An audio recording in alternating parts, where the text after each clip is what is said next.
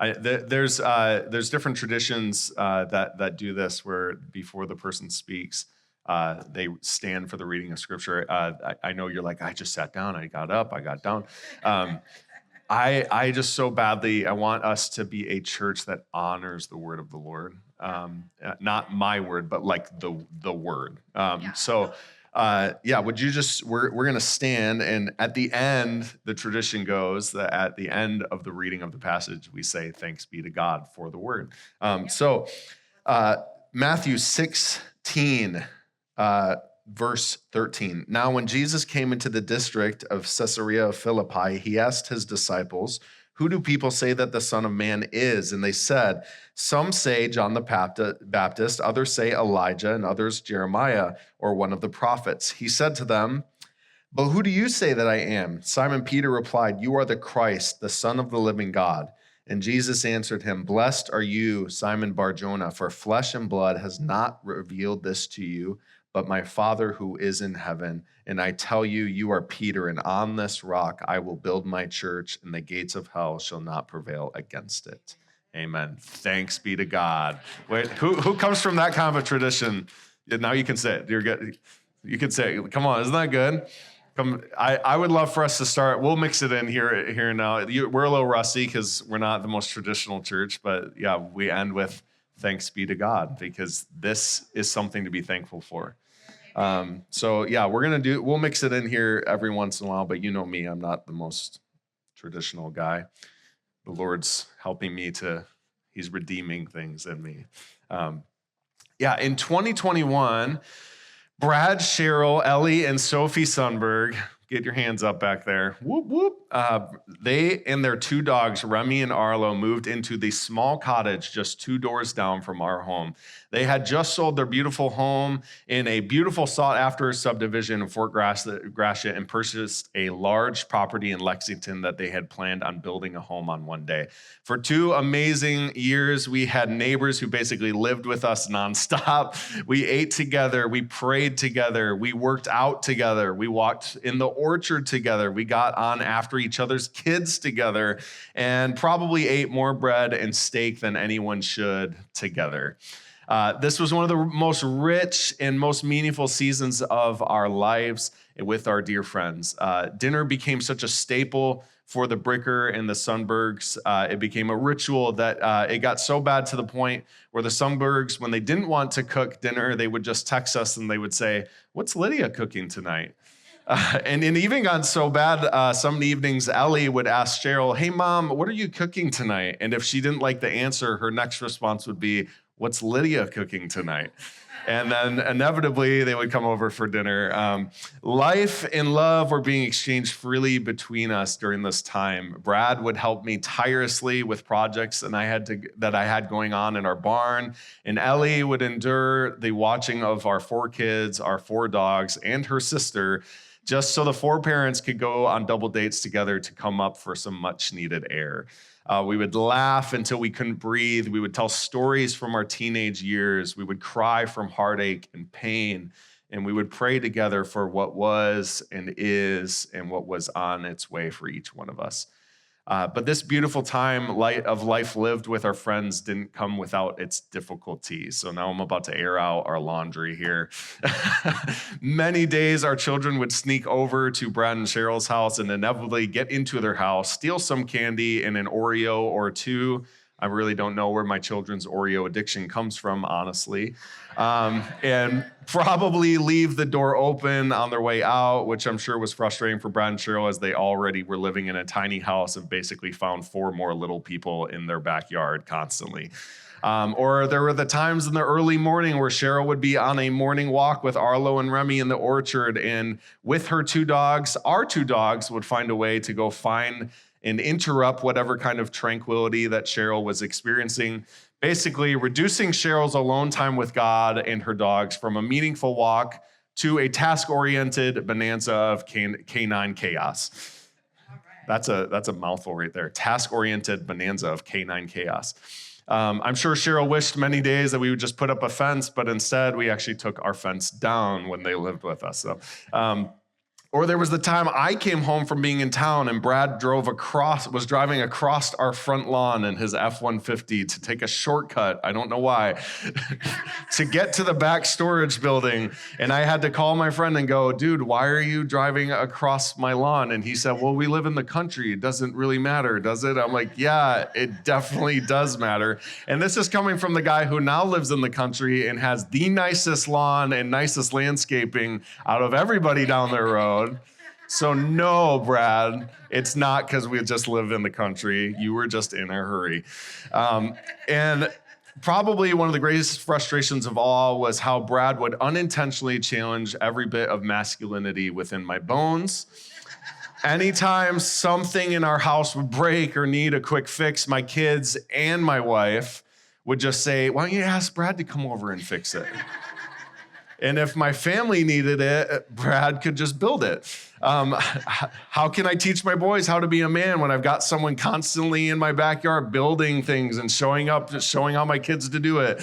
I've got Brad outside doing 100 lunges while I'm inside eating 100 pints of Ben & Jerry's. So yeah, constant challenge there having somebody like that living next door.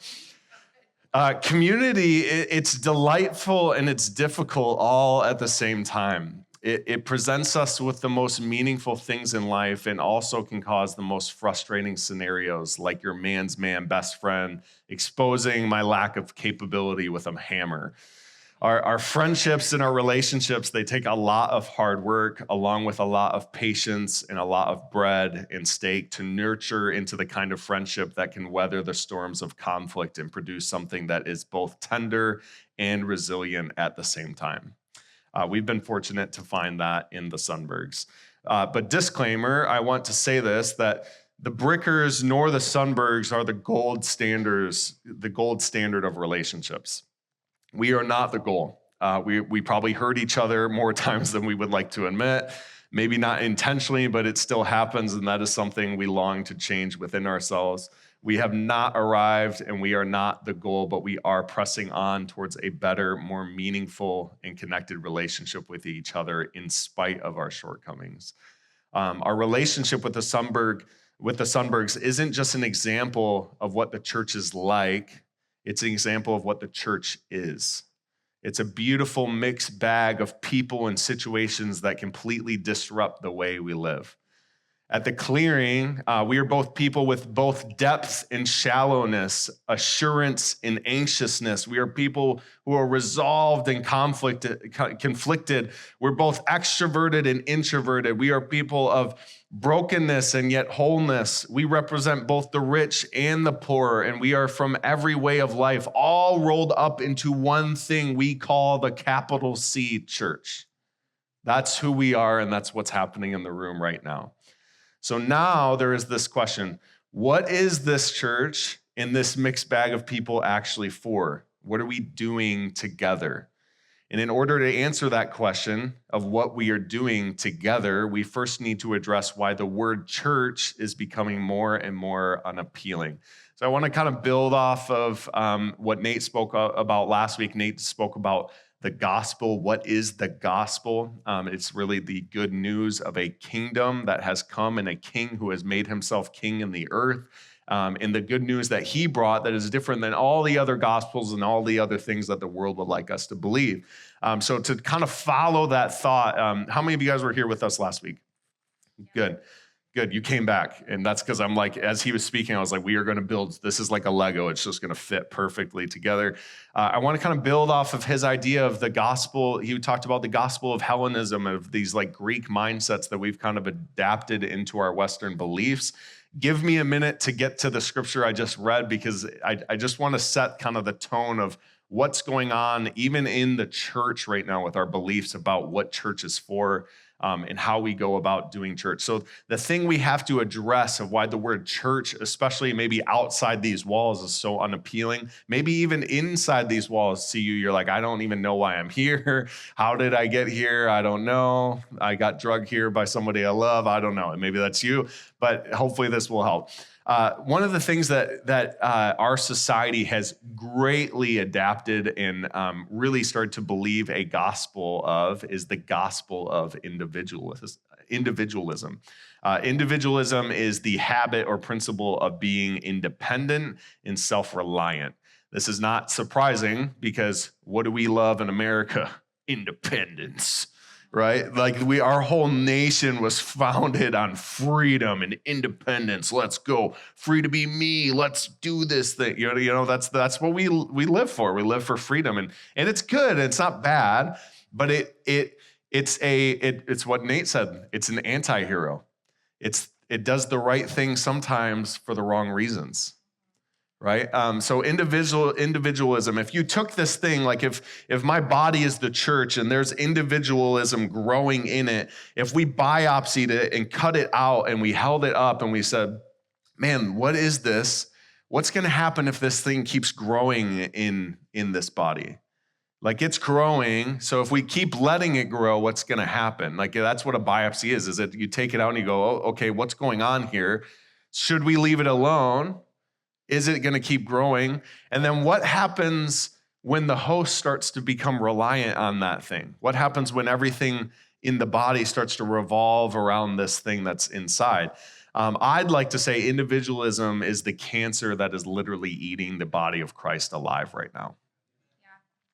One Harvard professor, he called individualism an epidemic of people bowling alone. I love that. It's an epidemic of people bowling alone. I want to be by myself. I want to do the things that I want to do. And it's too much work to slow down to figure out what you want to do. As society, we have learned to prefer doing things alone that historically have always been done in community, surrounded by people we love. So let me give you some examples of things we used to do with people, but now we do it by ourselves. One is self-checkout. Who loves self-checkout? Introverts said, yes, let's go. I love self-checkout. It's fast. It's efficient. I don't need to say hi to somebody. I don't, like one of the things I love is when there is a self-checkout, I don't need to say why I don't want to take a credit card. Like, here, buy my credit card package for this store. I'm like, no, boop, I'm out of here. That's why I love Amazon. So self-checkout is one where we breeze through and we don't need to talk or shoot the breeze with a cashier that we don't know because that feels too awkward. We work from home when we used to work in offices together. This is becoming more, especially after COVID, more increasingly normal. I am part of the problem. We work from home instead of working with others. This has many benefits, but increasingly makes myself more socially awkward and more inclined to want to IM or email someone rather than picking up the phone. Which leads me to the next thing, which is texting. Texting, I remember when texting came out, my brother's over here, like my brother told me what texting was. Like that's how old I am, Gen Z people. Like I didn't grow up knowing what texting, he was like, yeah, this is what texting is. You like punch in these numbers and they turn into letters and you can just send each other messages through the phone. I was like, why not just call them? Like I remember going, Cameron, that doesn't make any sense. Why don't you just pick up the phone and just call? Like you're going to spend 10 minutes just typing out a message? Why don't you just, hey, do you want to come over tonight? Okay, cool. Boom. And I started to realize that this week I was thinking we love texting. Why? Because it's on our terms in our timeline. Gen Z, I'm going to get into you on this one. If somebody texts you and you're in a conversation, don't just go MIA, okay? Anybody in this? I'm going to get into it. Like, there's nothing more irritating as my millennial self when I'm in a text conversation and then the person's just gone. Like, you're in the middle and we're talking and it's a big topic and then all of a sudden they're gone. I don't know where they went. They're just gone. And then a couple hours later they respond and I'm like, what is that? It's individualism. It's my timeline. You're working off my timeline, bud. Welcome to texting. It's a super individualism. It's based on each other's timelines, and I text. I'm not anti-texting, but I'm just saying, respond in a timely manner. Okay. We used to listen to music together. I remember sitting on the bus as a kid listening to music on my iPod Nano, which feels ancient now, but I remember when it was so cool. And you would share an earbud with your best bud, and you would roll down the road listening to music together. And now we listen to music predominantly alone. Yes, we have speakers in our home. We listen to music, but it's something where I was thinking the other day, I'm like, What happened to that? That was like good memories of just like, hey, I heard this song. Listen, and you'd stand there with your friend and you would just sit there and listen, tied to each other. It was together. We used to be social together, but now we do social media alone. Isn't it ironic that the people that are the most active on social media actually tend to be the least social people in public? Like if you are a really active person on social media, there's actually a higher likeliness that you're less social in public. The other thing you might notice is somebody who's like super loud on social media, but then you meet them and they're really quiet and they're really introverted. What is that? Like really loud about their opinions and things like that? It's because they've learned to do individualism. Like this is, I can shout my opinion from the rooftop and share everything on my stories and everything on this, and I'm just gonna riddle my whole feed with just opinions.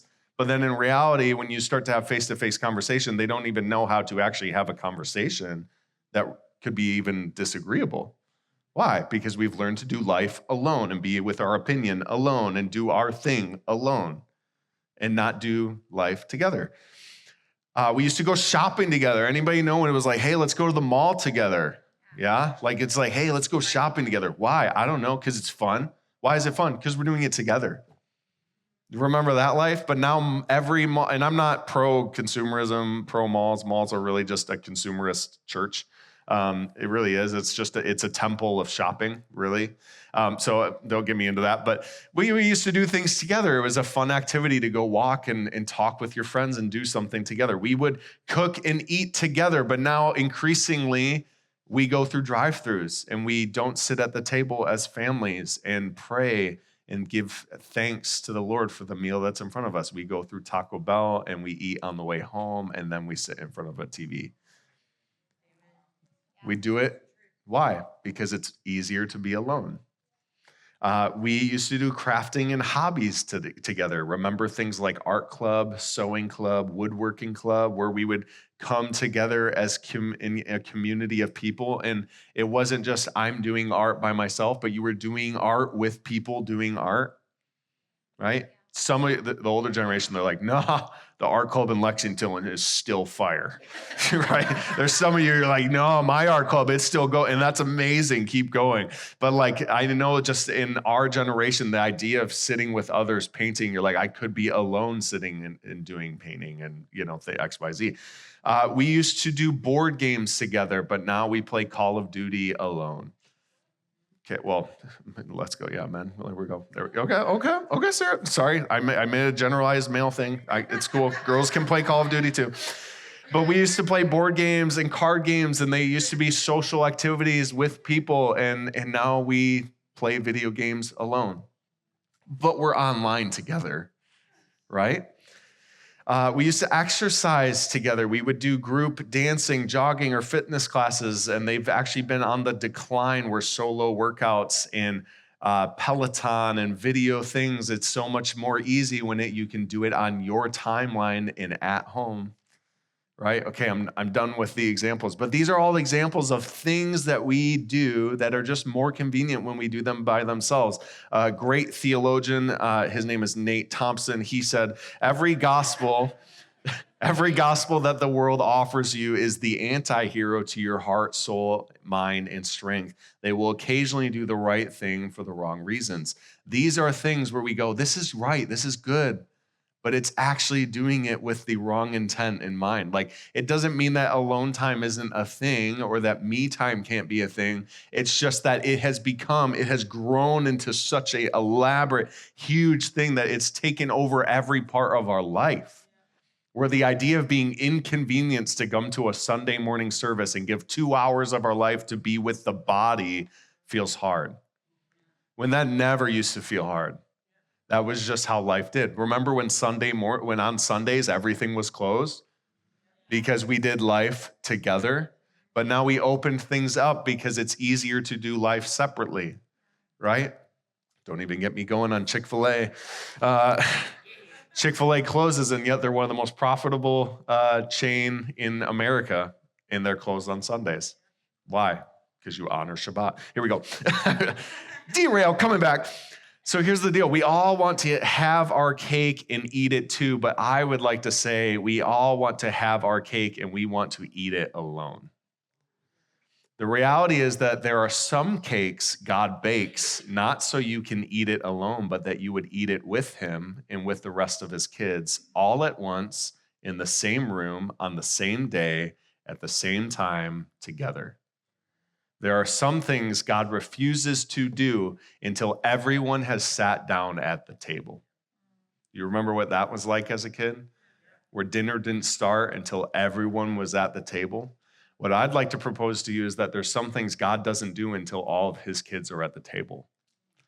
That there's something that happens when the body comes together and we all sit down and we come collectively and we sit down and we say, we are ready for what you have for us today. So what does that mean? That means that there's some things you can't experience with God unless you're with his body. That's offensive. We're going to keep going. So this is what I'm saying. DIY Christianity, it won't work because Christianity was designed to be done with God, with people.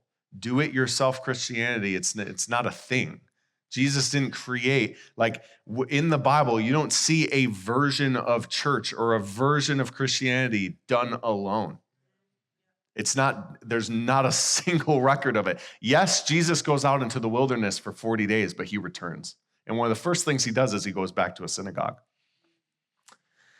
So Grant McCaskill, in his book, Union with Christ, he writes, we remember the head through the ministry of the body, and this contributes to our sense of identity. It leaves no space for an individualistic account of the Christian life. My very knowledge of Jesus has been brokered through the body. What does that mean? Like my knowledge of Jesus has been brokered through the body. What does that look like?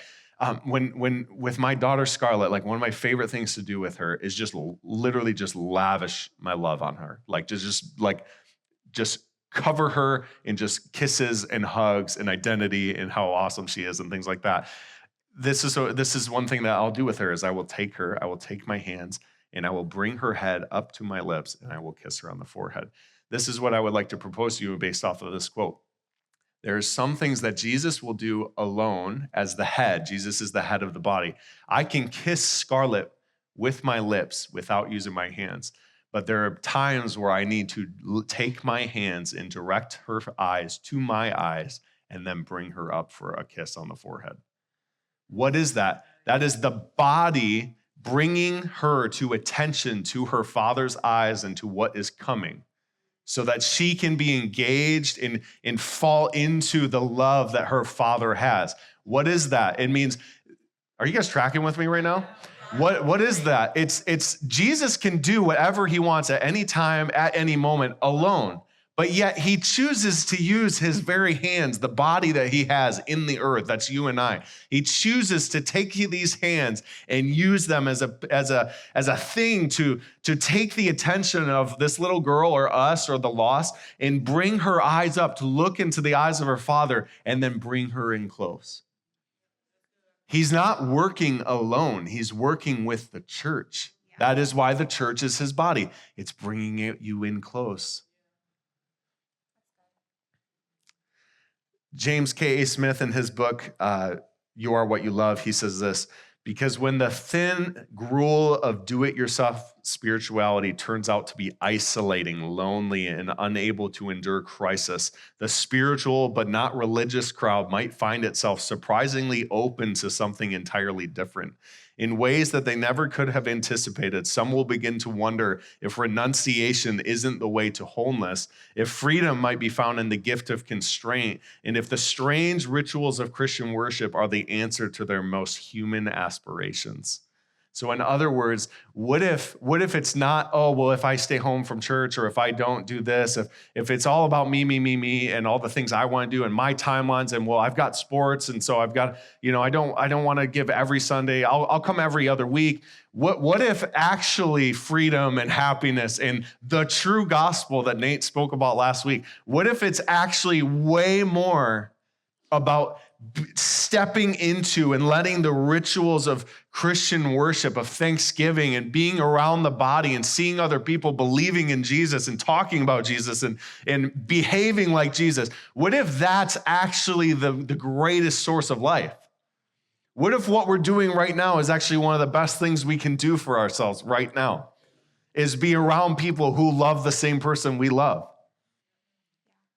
This whole do-it-yourself Christianity, I'll stay home, I'll watch this online, I can do church online. I saw one church, they did like the meta church online, where it's like you zoom in with your virtual reality thing and you do church that way. What if that's actually the world's gospel? What if that's the anti-hero to your heart? What if this, well, I worship at home. I don't need to come to church because I worship at home. I love the Lord. I listen to sermons every week. It's fine. What if that's actually robbing from you?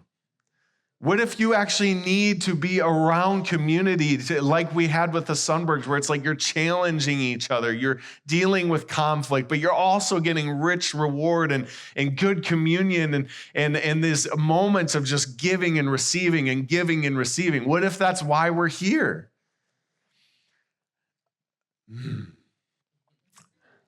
Someone else who has an unexpected thought on all of this is someone called Banksy. Banksy is the anonymous street graffiti artist. First came to popularity, I believe, in New York, but now his or her their art shows up all over the world now, and it's one of the most valuable pieces of art that there really is. Basically, what happens is Banksy will just show up in an area and he will create this beautiful piece of art on a wall. And literally in New York, there was one where this house was here and he spray painted and graffitied all over the side of their house, and their house literally like quadrupled in value immediately because it had a Banksy on the side. Like, it's crazy. So Banksy, also known, he really came to fame when he made this painting. You might have saw this on the news.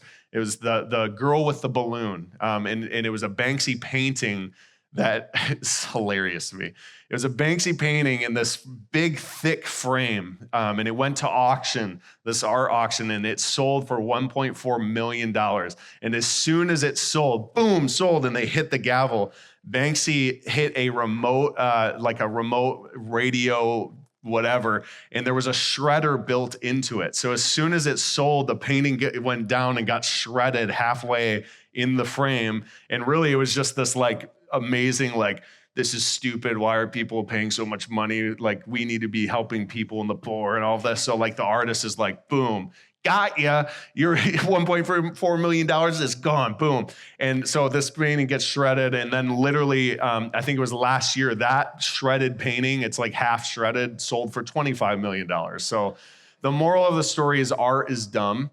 Just kidding. The moral of the story is, what in the world is, I don't understand art. There was one time a banana sold for like $1 million or something because it was a banana peel. I don't understand. But Banksy, he did this painting in 2014, and it's called Mobile Lovers. It's on a door within a beautiful stone wall on Clement Street in Bristol, England. It depicts a lovely couple in a close embrace, but instead of gazing lovingly into each other's eyes, each of them seems to be hypnotized by their own phone.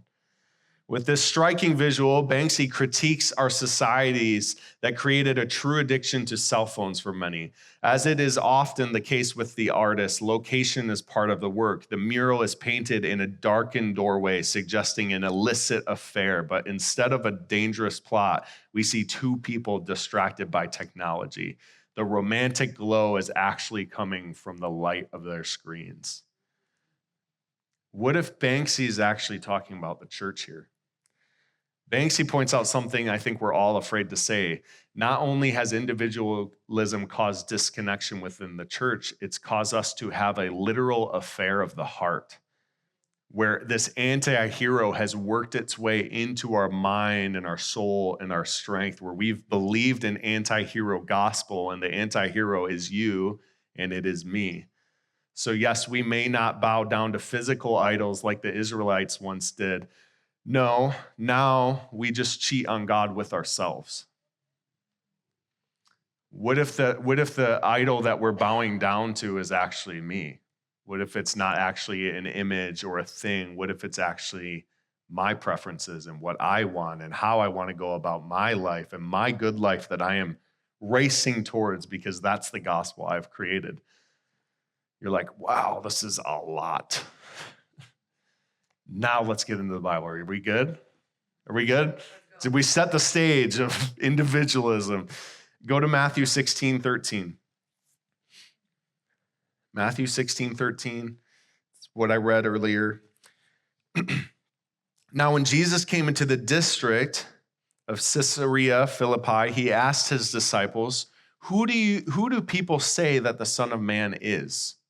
Okay, I want you to know something. We're 16 chapters into Matthew, and there's actually not anything up until this point where they're like, oh, you're the Messiah. And yet they're following him.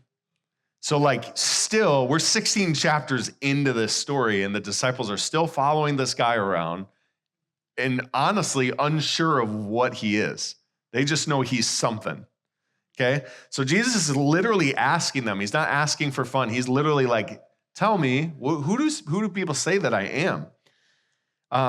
And who the Son of Man is. And they say in verse 13, some say John the Baptist, others say Elijah, others Jeremiah or one of the prophets. And he said to them, but who do you say that I am? So we're 16 chapters in, and Jesus is like, what are you going to say though?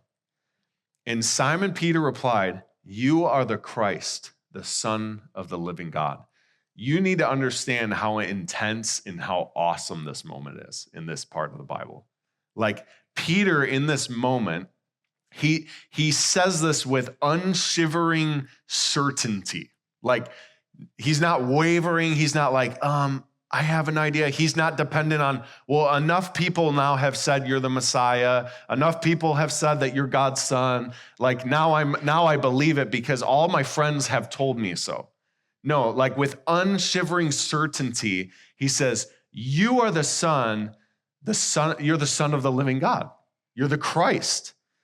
And I want you to know something. When he says that, you are the Son, you are the Christ and the Son of the living God, what he's doing is he is literally participating in what the Father declared about Jesus when Jesus was baptized. What happens when Jesus gets baptized? He comes out of the water. And what do we hear from heaven? What does the Father say? The Father says, this is my Son in whom I am well pleased. And so Peter is actually participating with the Father's declaration of his Son, going, I know who you are.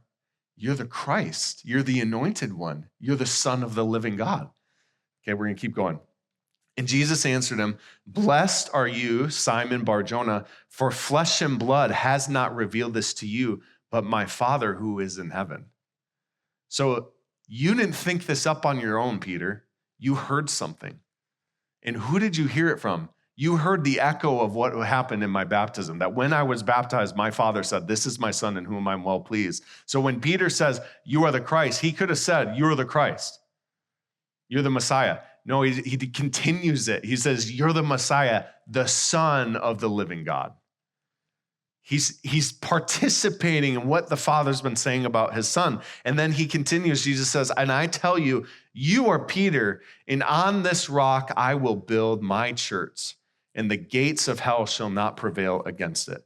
So that word church in the Greek, just stay on verse 18 with me here. And I tell you, you are Peter, and on this rock I will build my church. That word church is the word ecclesia in the Greek, and it literally means a synagogue assembly, a church assembly. You could also say it's the culmination or the singular assembly of every believer in this moment throughout all time as well. So it's not just like the church in a specific moment or a time or a place.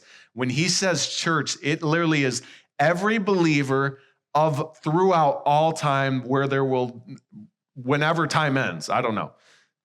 Are you understanding me? It's this holistic, like every believer all at once, forever, all wrapped up into one. This is the church, the body. Okay, so this is my church and this is what I will build. So he says, you are Peter, and Peter in the Greek, it's Petros. Petros in the Greek, it means a little rock or a foundation stone. It's not a big rock. We look at it like you are Peter, and on this foundation, this cornerstone, you're absolutely shredded in the salvation of the Lord, right? Like we look at it as like, Peter, yeah. But really, he's like, you are Peter. You're one of the rocks I will build my church on. But he says there's two mentions of rocks in the sentence that you have to understand. He says, you are Peter, little rock, and on this rock. So we think, oh, he's talking about Peter as the rock. No, what the word rock is Petra. And Petra, anybody Petra fan, right? The band, yeah, Petra. Petra, it means massive rock foundation. So it's like a massive cornerstone, which is when he says on this rock, it's you are the Son of the living God. So all of our faith can rest on one reality, one topic, one idea. You are the Son of the, I'm saying, you are the Christ, the Son of the living God. Okay? So he says, you are this little rock, part of this big foundation. You could think about it like this.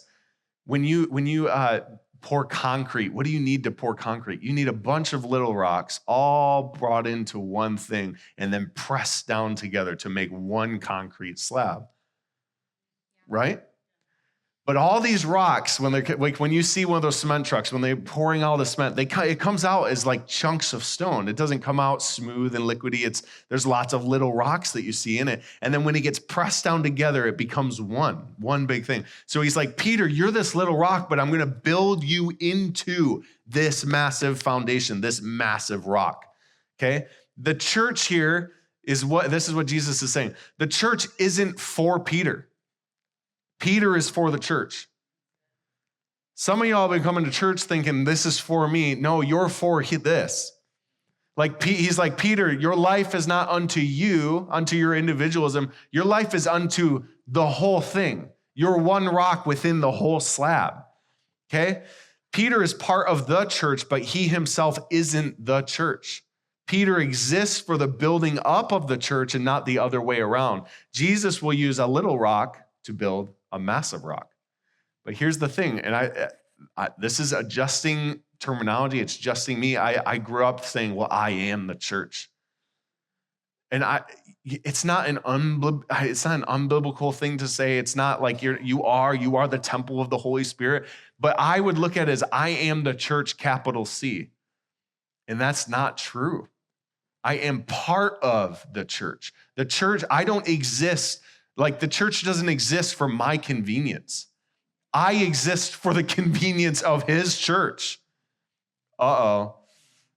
Dude, did you just hear that? Yeah. Like sometimes we come to church thinking, well, I want to have a good experience. I want it to be convenient. I want it to be this. And we try to make it as convenient as possible. We don't want it to be a stumbling block or awkward or make it harder to come to church, right? But there's a reality where we come in and we go, well, what's in this for me? And in reality, Jesus has said, if you want a real church, it's a bunch of people that all come into the room that go, I'm actually here for the big thing.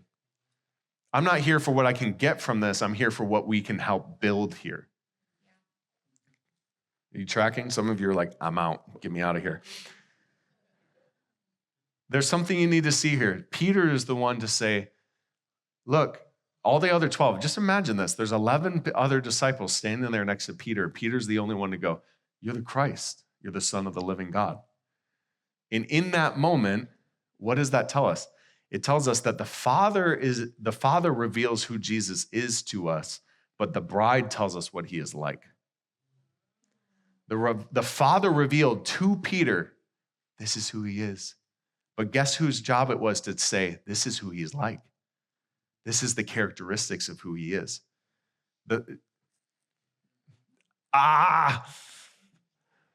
Did you hear me? It's the Father who reveals, it's the Holy Spirit who reveals, this is the Son of the living God. But it's our job to then say, this is who he is. This is what he's like. We are the hands that bring the world to the Father. The hands that bring the world to the lips of our Father to say, oh, he's got love for you, man. He's got so much love for you. That's why we are the hands and feet of Jesus. But here's the thing, we don't take it literally when it should be taken literally. Like it should actually be taken literally. The fact that the head wants to encounter it. When you leave here today, you're going to experience people who are lost and don't know the Lord. And there's a reality here where as the hands, we should be bringing and lifting up the chins of people who are stuck in their darkness, stuck in their problems, stuck in things, and lift their chin up to the Father to say, there's somebody who really likes you. There's somebody who really loves you. He likes you a lot, and he did something about it. And see all this brokenness, all this sin, all this stuff that's just totally ruining your life? He doesn't want that for you. I don't want that for you. He has something so good for you. That's the church. That's what the church does. So it's the church's job that announces his lordship and his kingship in the earth. It's the gospel. What is our job with the gospel? My job as the gospel is to announce this is who he is. My job is to go into all the earth and say, this is what my king is like. This is what my king is like. That's why our sign out front says, clearing the way for the king. I want to get everything that's competing with him out of the way to say, get all these anti-hero gospels out of the way, get all this consumerist, like church should be for, we got to make it easy for people. We don't want to worship too long because if we worship too long, it might freak people out. Oh, people get bored if you keep worshiping. If you speak too long, you think it's going to get boring. It probably is, sorry. But we create this consumeristic thing, and then guess what? We start reflecting the same gospel that's happening out there in here. Yeah. And now you go to the mall, and the mall doesn't feel any different than here because in here, we're just selling you multiple products. Yeah. Instead of giving you Jesus and going, look at him, the Son of the living God. The Father reveals him to us, but it's our job to say, this is what he's like. But I want you to see something else here. He says, this is what the church does. He says there at the end, he says, I will build my church. So it's not Ethan that builds the church. It's not you that builds the church. He will build the church, right? The church doesn't belong to me. It belongs to him. Come on. That's good news to you because this whole institution, the idea of whatever, it doesn't belong to me. It doesn't belong to Lydia. It belongs to the Lord. It's just like John the Baptist when all the disciples start to leave John the Baptist and they're like, oh, John, well, you're losing all of your disciples. You're losing all your people. He's like, how can I be competitive? The groom is here and the bride wants him. He's like, it's not mine. I'm not marrying these people, right? It's like, I'm not the groom. He's the groom. I'm the best man, bro. Right? Yes, I can say bro, right? But here's what he says. He says, I will build my church and the gates of hell shall not prevail against it. What does this mean? Like so often we look at the church as like this defensive thing, like, oh, the sanctuary, it's a safe place. Like we're going to guard against the things of the enemy, things like that. No, the gates of hell will not prevail. See, that doesn't make sense to us because we don't live in Jerusalem where there's a whole wall protecting Jerusalem. So when he's like, the gates will not prevail, what he's saying is hell and the gates of hell have a gate, and we're going to go straight through that gate and plunder everything the enemy has stolen and take it back. That this kingdom isn't just a kingdom that stays put. This kingdom moves and it takes over. Yeah. It's offensive. I don't know if you heard that or not. Oh man, brother, the enemy's been real after me this week. He's been really tormenting me, really just taking me down. Things have just been, he's attacking me. My Amazon order didn't ship in time. Right? That's ridiculous, but you know what I'm saying? But do you know what I'm saying? Like we say these things and he's like, this is what the church is. The church is not on defense. It's not the enemy coming to our gates. We're going to the enemy's gates. He's saying it can't even prevail. There's going to be an onslaught of righteousness. There's an onslaught of Christians walking in the image of Jesus, taking on the gates of hell. And guess what? It's going to lose. Why? Because I build my church. Come on, bro. Ephesians 2:17-22. We got some places to go, so I'm going to give you a minute. But Ephesians 2:17. And he came, this is Paul, and he came and preached peace to you who were far off and peace to those who were near. For through him, we both have access in one spirit to the Father. So then you are no longer strangers and aliens, but you are fellow citizens with the saints and members of the household of God, built on the foundations of the apostles and prophets, Christ Jesus himself being the cornerstone. That's that slab, that firm foundation. In whom the whole structure being joined together grows into a holy temple in the Lord. In him you are also being built together into a dwelling place for God by the Spirit.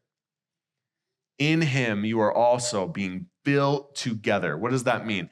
There is no such thing as church on my own. There is no such thing as Christianity on my own. I'm sorry, it's just not real. I know that the whole world is telling you that that's real. It's not. It's not. Life was meant to be done in community. Life was meant to be done at tables with people. Life was meant to be done reading scripture together. And for whatever reason, we just started to believe a gospel that told us something else. And it sounded really good. It sounded really convenient. Like, oh yeah, I can just, I'll watch the live stream at home. I'll watch this sermon at home. I'll watch, this pastor over here, their sermon. That's great. I listen to other people's sermons all the time.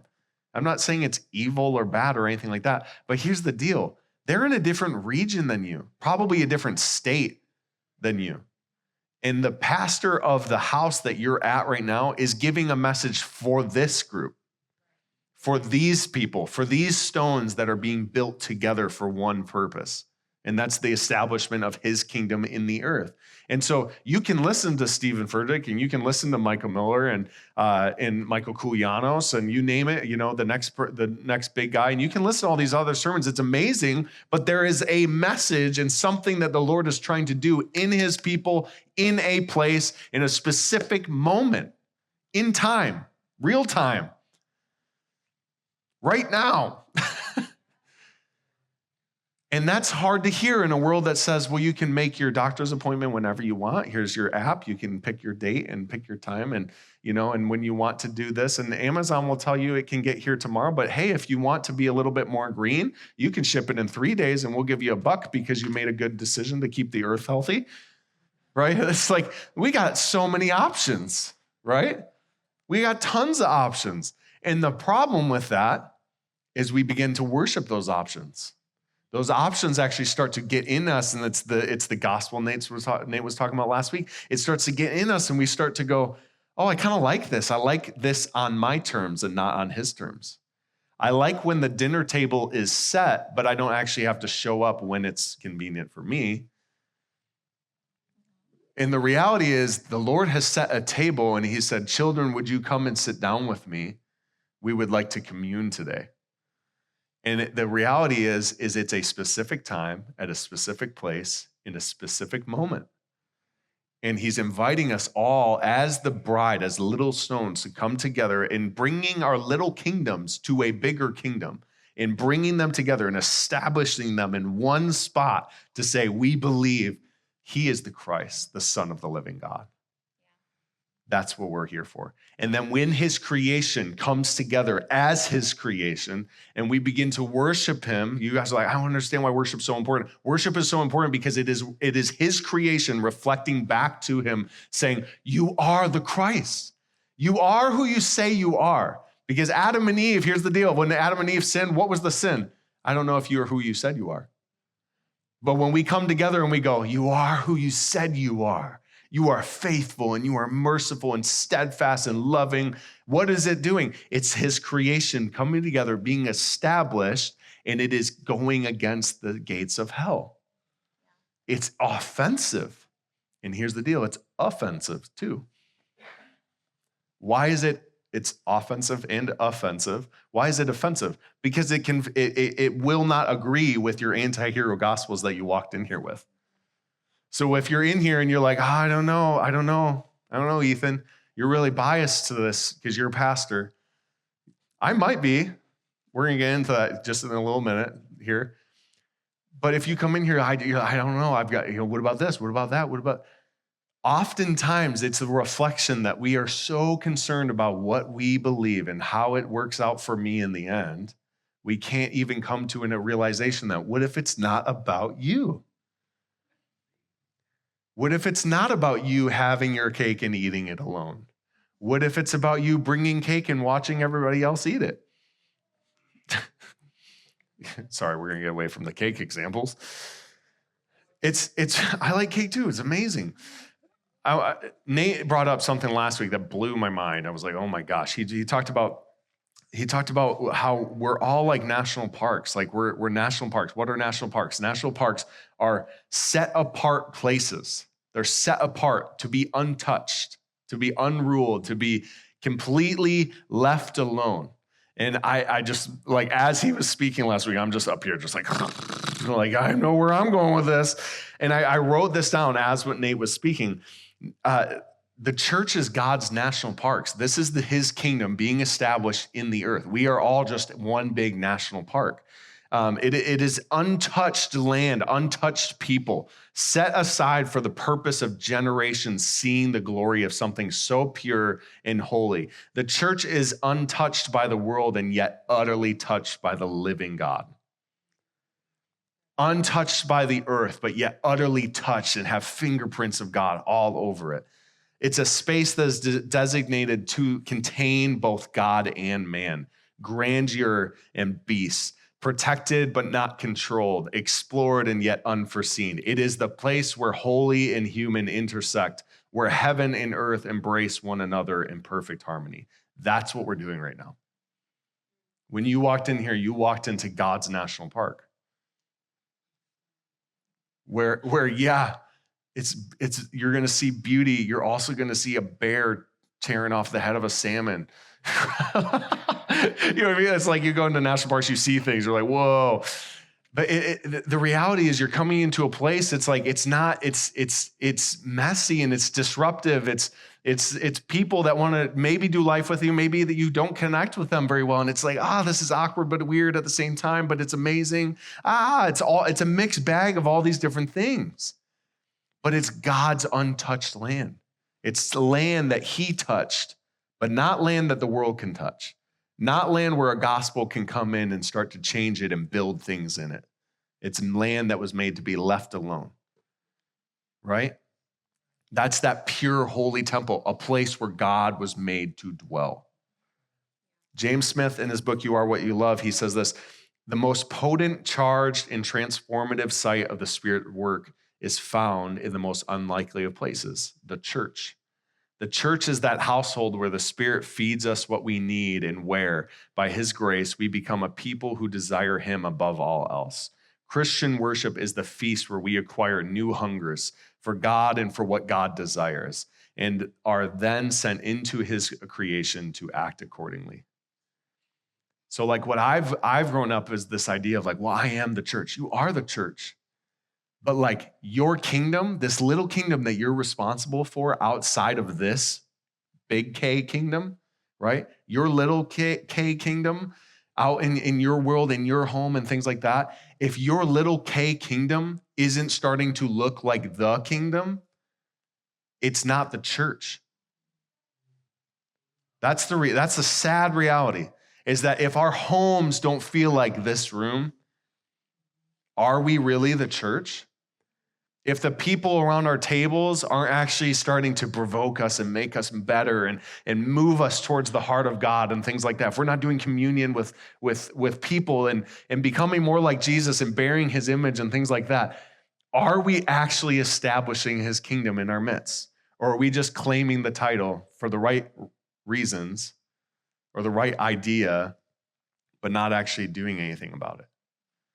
Are we coming to church for the sake of saying, I said I went to church, but are we actually becoming it?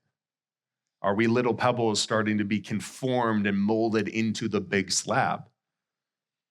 I don't mean to say that to be like condemning anybody. I can say in my home, there's been more times where I have been more impatient or more unloving than I have been loving probably to my kids. There's been more times where I'm probably yelling at them than being like gentle with them. Like last week, everybody leaves. David comes up to me, just starts talking. And I'm all of a sudden, David's doing ministry with your pastor. He's laying hands on me. I'm crying because I feel like a terrible dad. But that's what the body's for, is where there is weakness, there is strength. Where you can't figure it out, where you are crumbling, somebody else will come in and hem you. Where they will come and strengthen you where you have weakness. That's why we're here. Not a single one of us has this thing figured out or all together. And you might be saying, well, Ethan, you are biased. Obviously, you're a pastor. You're talking a lot about the good life of the church and the good that the church does. But what about all the scandals that we see in the news? What about that one pastor in Michigan who recently, had, I don't know if you saw that, but I don't even want to mention what happened. It's just, what do we do with that? You're like, so it's like, yeah, the church is good, but why does it cause so much pain? Why does it cause so much strife? I can say unequivocally with my life, compared to most people in the room, there's definitely people in the room who have been hurt far more. But I can say for the most part, with most people, I have for sure been hurt probably more by the church than many in this room at a greater degree. Not by everybody, we're not ranking, I was hurt more, so I have a better right to pull from this. I'm saying I have been one that has been injured by the church or left limping or whatever you want to say. But I can also tell you I have been more healed by it than anything else. That there's been more benefit to it. There's been more healing. There's been more grace, more beautiful moments, more amazing times of meeting people and getting people around our table and being like, oh my gosh, this is the church.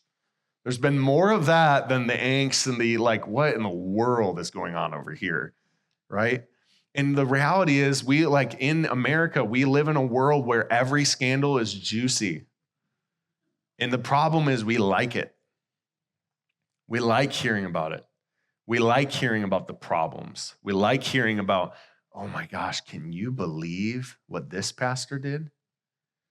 Can you believe that?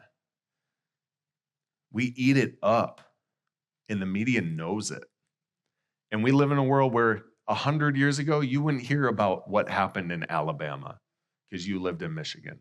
You wouldn't hear about what happened in California or Texas because you live in Michigan. But now we have 300 million people and you hear about it.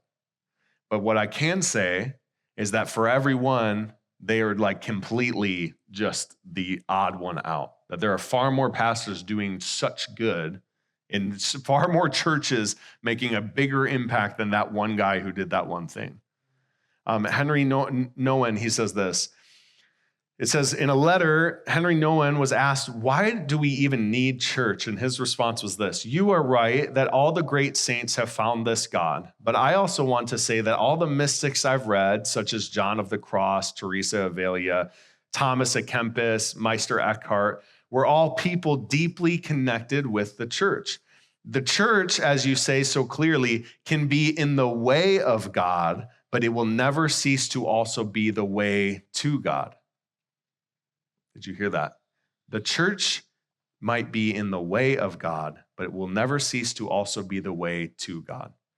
This is the hard paradox of the religious life. When we give up the church completely, we will end up losing God.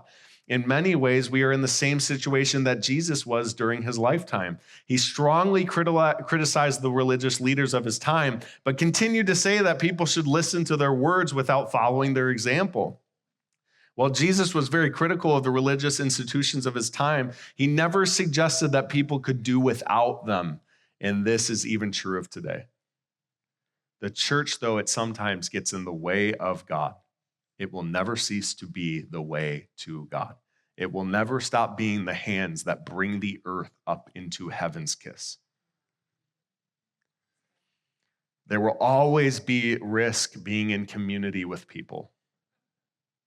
There will be. There will always be conflict. There will always be he said, she said, they did this, they did that. It's always going to be that. It's always going to be a mixed bag of good and whole and broken and, but the reality is there's a greater risk when we're left on our own. How do I know that? Have you ever watched National Geographic when those lions are hunting? They will always go for the one left out. And if a church as a herd is prevailing against hell, what do you think hell's going to go after? They're not going to go after the whole. They're going to go after the weak ones that are left alone.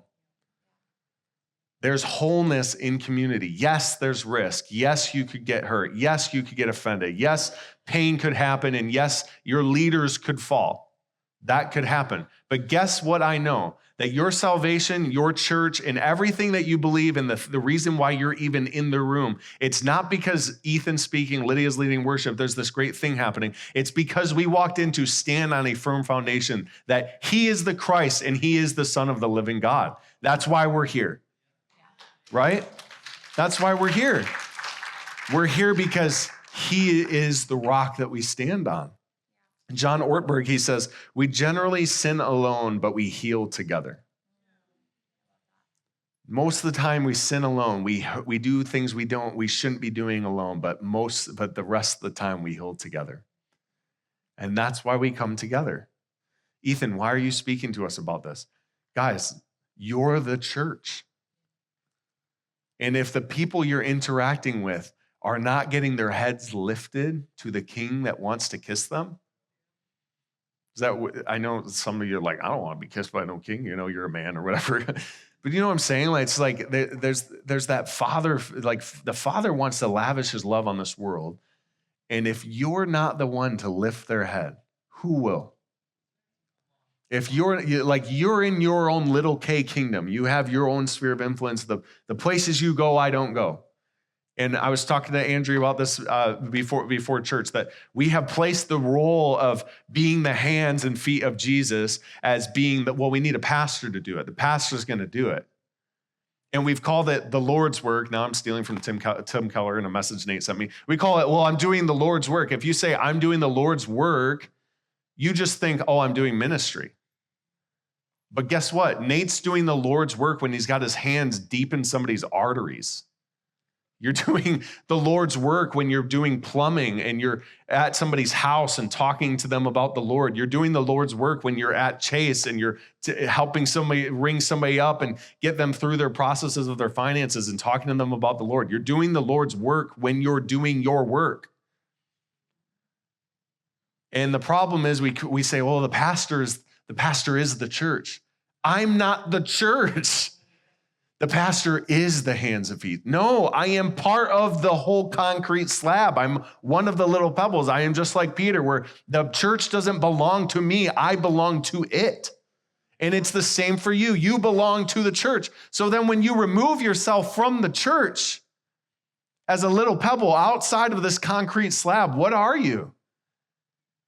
Crumbling and broken and vulnerable to a lot of things. So, I know it's heavy. We're going to get there. We're landing the plane now. So what does this mean for us? The question isn't, am I willing to commit myself to being at church every Sunday? The question is, am I willing to commit myself to Jesus and his people? It means that we stop running and hiding. It means that when church is over, yes, I'm hungry too. Yes, we all need to go at some point. Like, I'm not going to be like, we should stay here for hours. No, I'm hungry. I want to get home. My dogs have to pee. But stop running and hiding, right? Like, we may sin alone, but we heal together. Your salvation may not depend on the church, but is the church that helps you find out what God is like.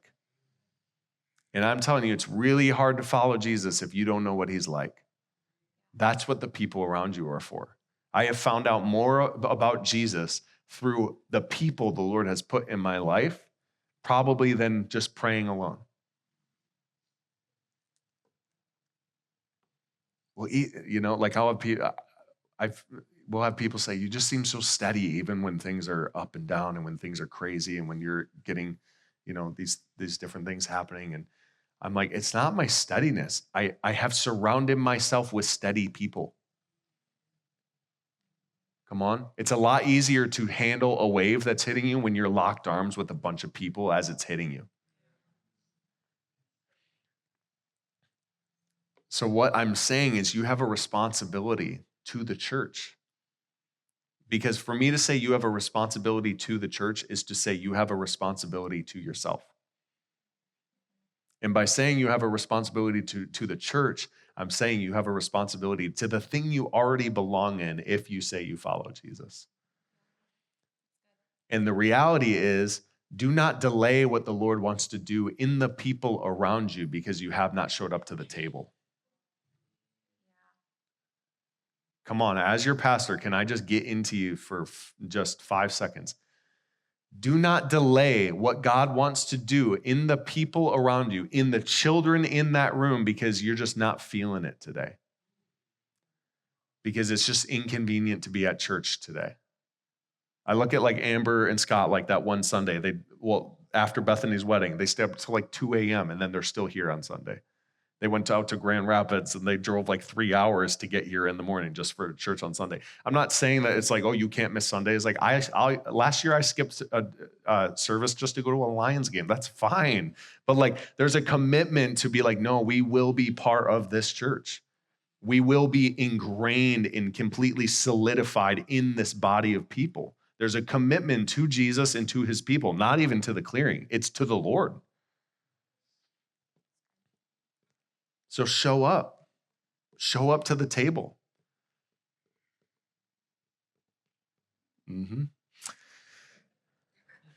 So how do we do that? As an individual, I understand there's people in this room. You heard like our story with the Sundbergs and things like that. I don't have that. I know that there's people in this room. I want to acknowledge that you're in this room. You're like, I don't have that kind of relationship you have. I don't have friends like for us, Nate and Kate. They're that for us where it's like we do Sabbath together and we can have meals together and we can have rich conversation and walk away like, oh my gosh, I feel so full.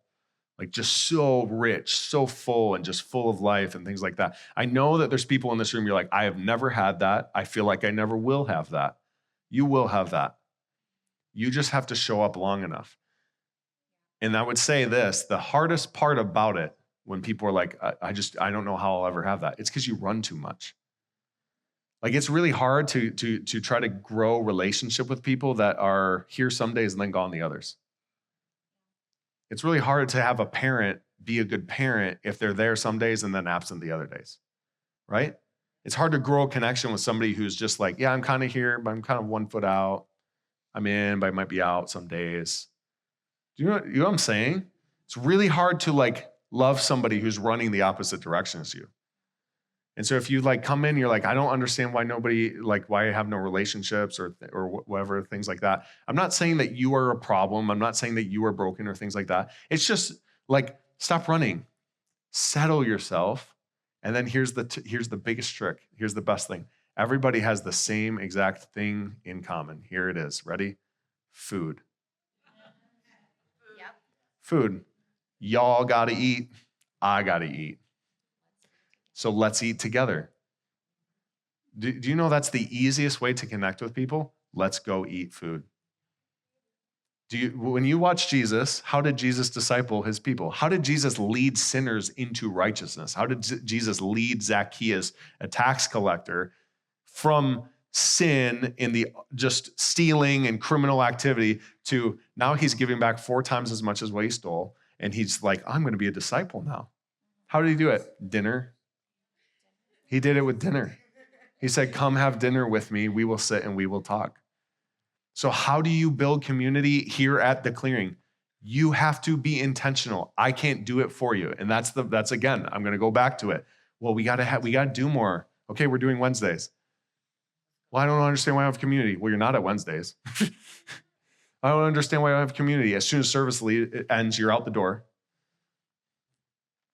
Can we just be real? Like, just super real for a minute. But it actually takes intentionality, and that's the hardest part about community. It will never not be convenient. That's the individualistic thing. This isn't Peloton. It's not Burger King. Have it your way when you want it. It's not. It's slow. It's methodical. There's conflict. There's awkwardness of, I invited them over, and then they canceled them on me. I don't know if they actually want relationship. Oh, this is weird. You're not going to be best friends with everybody in this room, and that's okay. Scott, don't get me. Come on. When's the next potluck? I don't know. Do you want to start it? Right? That's the thing. It's like, then start a potluck in your backyard, right? And that's the thing is we do that. I'm going to throw you under the bus, Scott. Get ready. You asked for it. That's the thing. Where's the next potluck? It's like, do a potluck in your backyard and then invite everyone in the room if you want, right? And that's the thing is it's like, it doesn't take any work to do any of this other than, hey, guy, do you want to come over? I've told you guys about us meeting Steve and Erica. I have to wrap up. I'm wrapping up. First time we ever met Steve and Erica, we met them at church one Sunday, had no background. Lydia said, do you guys want to come over for for dinner? For church? Do you want to be part of the church? We just invited them over for dinner. We met them one Sunday. We said, hey, you guys come over for dinner. And they came over, and I had no idea who was showing up because I had never met them. Literally, they were at our doorstep. I'm like, I don't even know who is coming. And now we're like super good friends. Steve helped me move our stuff over to our building. We're doing triathlon stuff together. Like we do life together now, but it all started from just, hey, do you guys want to have dinner? Okay, I'm done milking that. Why did I do that? Gosh. We need to stop now. I'm spilling. It's just bad. Will you stand with me? Everything's fine. We're good. Yes. You are the dwelling place for God. That is the God in us reality. But we are the dwelling place for God, and that is the God with us reality. God is both in you and he is with you. And I will tell you this, that he is with you in the people around you. If you knew that God in all of his glory was going to be at church this Sunday, and the nail-scarred hands of Jesus would literally point us towards the face of God. Like if Jesus himself in the physical was going, if we were like, hey guys, next Sunday, Jesus will be here. He's going to be here. Like, yeah, he is. But I'm just saying, like in the physical, if we were like physically, him in all of his glory, all of heaven will be here. What would you do with that information? What would you do with that? You would tell every single person you knew about it. You'd be like, dude, you can't miss this. You don't have to pay a fee. You just got to be here. And here's the deal. The body of Jesus is here every single Sunday. You're like, well, that feels less as awesome. I don't know. It just feels cool. No, literally the body and nail-scarred hands of Jesus is here in the room every single Sunday. Every single Sunday. And he's here through you. And so when you don't show up, what is somebody else around you in this community that you took away what they could have had? Or like maybe you could have invited them out to eat and you could have talked through pain and grief and things like that. And they would have gotten whole, like healed and whole through these things. But because you're just like, it's hard. Church is hard. People are weird. Right? If you'd stick around long enough, something rich and deep and meaningful will happen. It will. I promise you that. It will. So what am I asking you to do as your pastor? I'm asking you to show up. Showing up to Jesus and committing yourself to Jesus and committing yourself to his people. That's not committing yourself to me. That's not committing yourself to the organization of the clearing. It's not saying you need to volunteer more. It's to say that when you see someone near you in need or someone near you who might want to have dinner with you and they're too scared to ask, to say, hey, do you want to have dinner? To just like be the loving, kind hands of Jesus to the people in this room and outside of these walls all the time. And watch what God does in our midst. I'm telling you, watch what happens. You say you want revival. Every single one of us, I want revival. Well, guess what? You will have it if you love the person next to you. You will have it if you love the body well. But a hand cut off from the body isn't actually part of the body. It's not. If I cut your hand off, you're like, oh, my body. It's like it's not part of the body anymore. It's not. It has to, if it's connected to the body and there's blood flow, it's part of the body. But here's the deal. We want to be cut off and then get reattached and cut off and reattach. It doesn't work. Thank you, Lord. Okay. Will you pray with me? I just like in your heart, would you just, if you're willing, would you commit yourself to the love of Jesus and to the love of one another? And so like right now, just like in your heart, if you're, this is for you, if you're like, I want to be deeply connected to the things of God, then that's to commit yourself to the love of Jesus and to the love of one another. And that's the people in this room. So Jesus, we come to you humbly, Lord, meek as your children, Lord. We want to come to you and we want to commit ourselves to you, Jesus, to commit ourselves to your people.